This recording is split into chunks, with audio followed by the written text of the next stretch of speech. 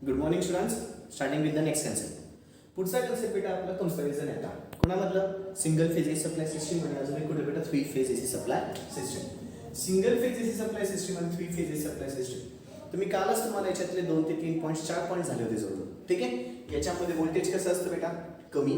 याच्यामध्ये व्होल्टेज कसं असतं? जास्त. पहिला पॉईंट. पुढचा पॉईंट सांगायला गेलं तर व्होल्टेज किती असते साधारणपणे याच्यामध्ये 230 व्होल्ट. याच्यामध्ये किती असतं बेटा? 415 व्होल्ट किंवा 440 व्होल्ट. ठीक आहे. फाईन. याच्यामध्ये किती लाईन असते? सिंगल लाईन, एकच लाईन असते. याच्यामध्ये किती लाईनी असतात बेटा? 3 लाईनी असतात. राईट. पुढचा मुद्दा सांगायला गेलं तर याच्यामध्ये फ्रिक्वेन्सी किती असते बेटा? 50 हर्ट्ज. याच्यामध्ये फ्रिक्वेन्सी किती असते? 50 और 60 हर्ट्ज. 50 और 60 हर्ट्ज. राईट. ओके. पुढचे आता मुद्दे. आता काही जे काही काल डेफिनेशन झाले तर डेफिनेशन्स म्हणूनच मला हे 4 मुद्दे भेटून गेले होते. पुढचे मुद्दे थोडे वेगळे होते. याची इफिशियन्सी बेटा कोणाची? सिंगल फेजची इफिशियन्सी कमी असते. सिंगल फेजची इफिशियन्सी कशी असते बेटा? कमी. आणि थ्री फेजची इफिशियन्सी कशी असते? जास्त. आता इफिशियन्सी म्हणजे काय? Output upon input. म्हणजे इफिशियन्सी जर बघायला गेलं तर इफिशियन्सी म्हणजे काय असतं बेटा माहिती का? इफिशियंट डिनोट करतात ईटा या सिम्बॉलने. ठीक आहे. कशाने दाखवतात? ईटा. ईटा असं दाखवतात बेटा. ईटा. याचं नाव काय? ईटा. ईटा इज इक्वल टू काय असतं बेटा माहिती का? Output upon input. Output upon input. Output मला जास्त पाहिजे असतं, इनपुट कमी पाहिजे असतं, तर त्याची इफिशियन्सी जास्त येते.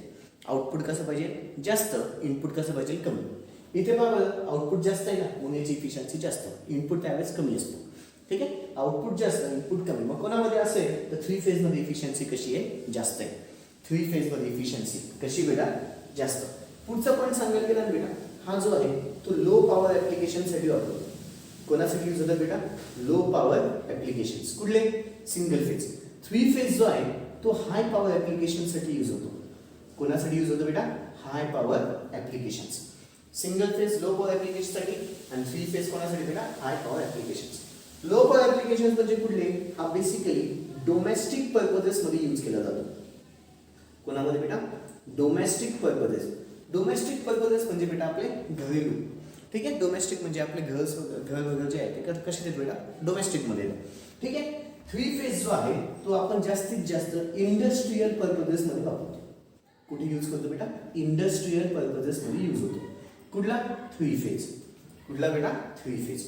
पुढचा मुद्दा सांगायला गेला आता जे पुढचे 3 पॉईंट्स आहेत ते अत्यंत इम्पॉर्टंट आहेत. याच्यामध्ये ना बेटा size of machine. Size of machine. मशीनची जी साईज आहे ना असं वाटतं की साईज ऑफ मशीन याच्यामध्ये कमी असेल. सिंगल फेज आहे. थ्री फेज मध्ये साईज ऑफ मशीन कशी असते बेटा? जास्त. असं वाटतं पण असं नसतं.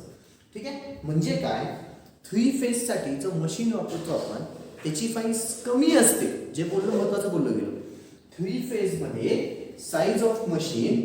थ्री फेज मध्ये size of machine. Three phase मध्ये size of machine.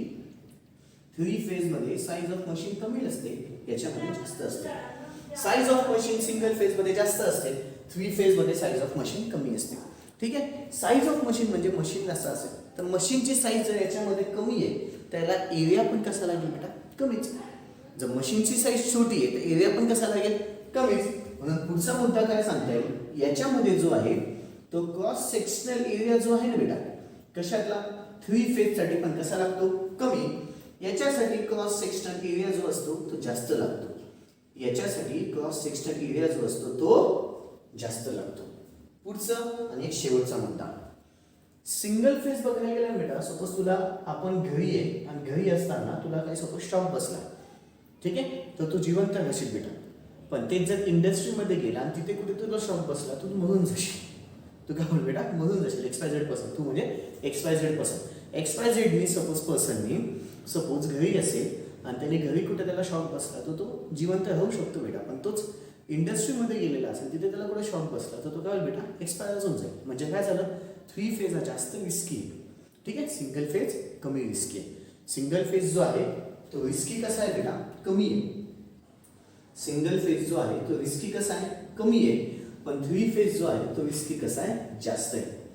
Three phase risky कसा आहे बेटा? जास्त आहे. हे झाले माझे महत्वाचे मुद्दे.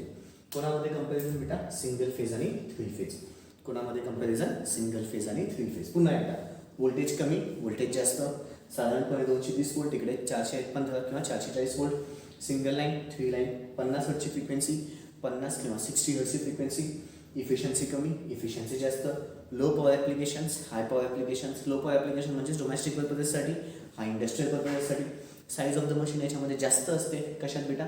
सिंगल फेजमध्ये साईज ऑफ द मशीन जास्त आहे, याच्यामध्ये साईज ऑफ द मशीन कमी आहे. याच्यामध्ये क्रॉस सेक्शन एरियाचा जास्त आहे, याचा क्रॉस सेक्शन एरिया कमी आहे.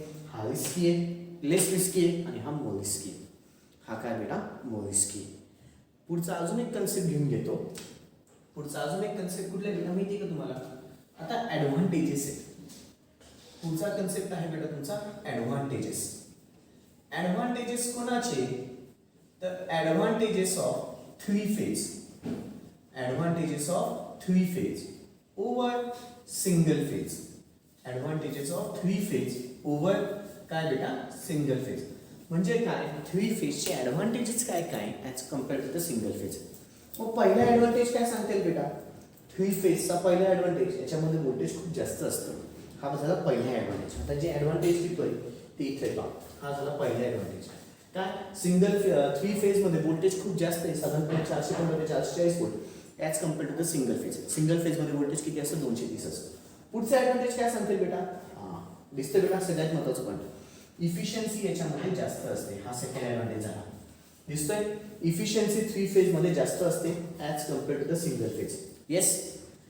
ॲप्लिकेशन ऑफ पॉवर किंवा पॉवर ॲप्लिकेशन खूप जास्त आहे, राईट? पॉवर ॲप्लिकेशन याच्यामध्ये जास्त असते. पॉवर ॲप्लिकेशन्स जास्त आहेत म्हणजेच काय? हा इंडस्ट्रियल पर्पजसाठी वापरू शकतो.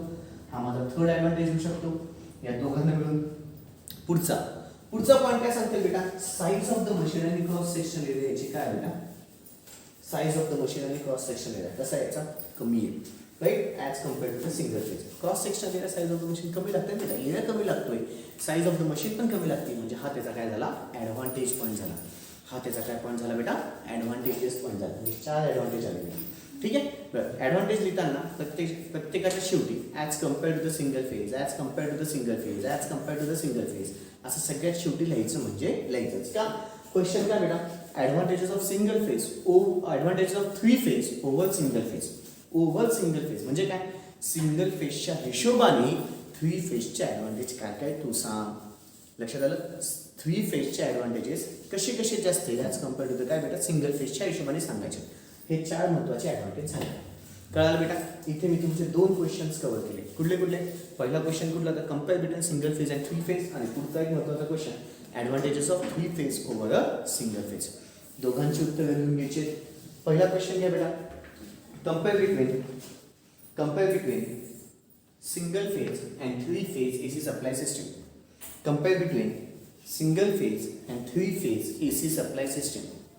Compare between single phase and 3 phase AC supply system. Compare between single phase and 3 phase AC supply system. 2 column करायचे. पहिल्या कॉलम मध्ये single phase AC supply system, second column मध्ये 3 फेज AC सप्लाय सिस्टम. पटापट 2 column करायचे. पहिल्या column मध्ये single phase AC supply system, second column मध्ये 3 phase AC supply system. चलो पहिला पॉइंटला बेटा सिंगल फेजच्या खाली व्होल्टेज इज लो. 3 फेजच्या इथल्या व्होल्टेज इज हाय. 3 फेजच्या इथल्या व्होल्टेज इज हाय. झालंय. सेकंड पॉइंट, सिंगल फेजच्या खाली voltage is at about 230 volt. Voltage is at about 230 volt. Single फेजच्या खाली लिहायचं आहे. Voltage is at about 230 volt. 3 फेजच्या खाली लिहायचं आहे. Voltage is at about 415 volt और 440 volt. Voltage is at about 415 volt और 440 volt. Voltage is at about 415 volt और 440 वोल्ट. पुढचा पॉइंट सिंगल फेजच्या खाली लिहा. It consist of a single line. Single फेजच्या खाली लिहा. It consist of single line. 3 फेजच्या खाली लिहा. It consist of 3 line. 3 फेजच्या खाली लिहा. It consist of 3 line. Okay. चौथा पॉइंट सिंगल फेजच्या खाली it consist of the frequency at about 50 hertz. Single फेजच्या खाली it consists of the frequency at about 50 hertz. It consists of frequency at about 50 hertz. It consists of frequency at about 50 hertz. 3 फेजच्या खाली लिहा. It consists of frequency at about 50 or 60 hertz. 3 फेजच्या खाली लिहा. It consist of frequency at about 50 or 60 hertz. It consist of frequency at about 50 or 60 hertz. Okay.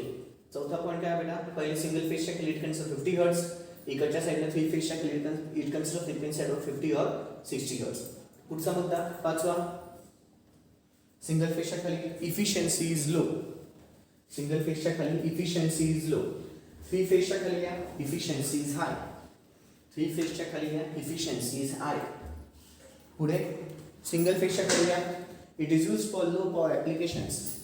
It is used for the low power applications. 3 फेजच्या खाली घ्या it is used for the high power applications. It is used for the high power applications. पुढचा point, single फेजच्या खाली घ्या it is used for the domestic purposes.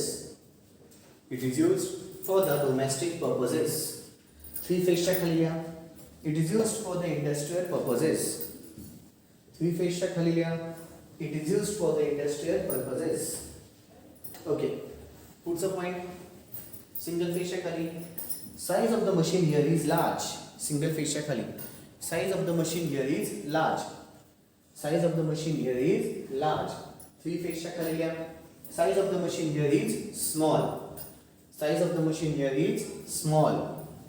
Size of the machine here is small.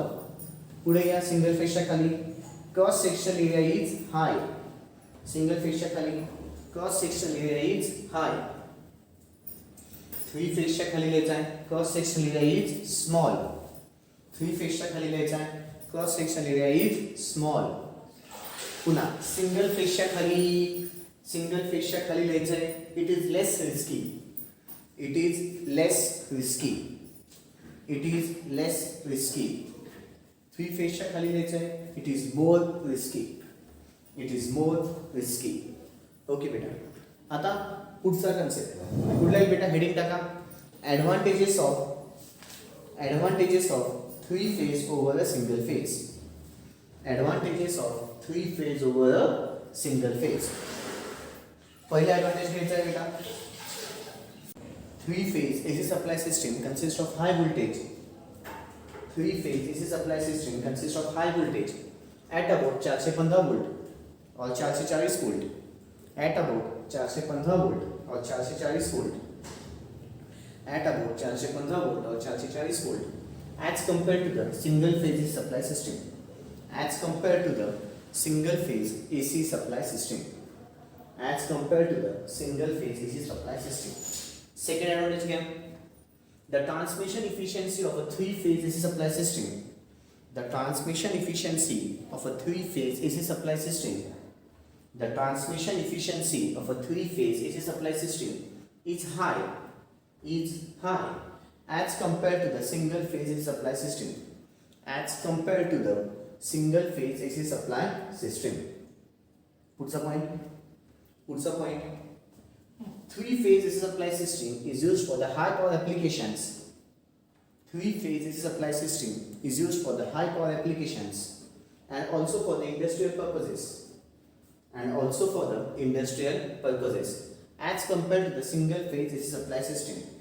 As compared to the single-phase AC supply system. Putsa point. Size of the machine and cross-sectional area. Size of the machine and cross-sectional area required for the 3-phase AC supply system. Required for the 3-phase AC supply system. Size of the machine and cross-sectional area required for the 3-phase AC supply system. Required for the 3-phase AC supply system is less. As compared to the single-phase AC supply system. As compared to the single-phase AC supply system.